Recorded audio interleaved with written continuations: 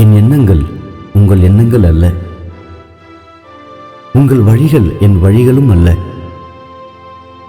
பூமியிலிருந்து வானம் மிகவும் உயர்ந்து இருப்பது போல் உங்கள் வழிகளை விட என் வழிகளும், உங்கள் எண்ணங்களை விட என் எண்ணங்களும் மிகவும் உயர்ந்து இருக்கின்றன.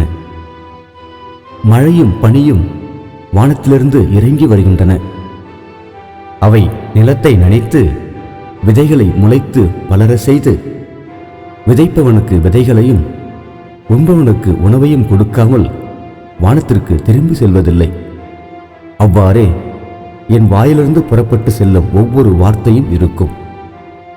அது என் விருப்பத்தை செயல்படுத்தி எதற்காக நான் அதை அனுப்பினேனோ அதை வெற்றிகரமாக நிறைவேற்றாமல் வெறுமையாய் என்னிடம் திரும்பி வருவதில்லை. ஏசாயா தீர்க்கதரிசன புத்தகம் 55 அதிகாரம் வசனங்கள் 8 முதல் 11 முடிய.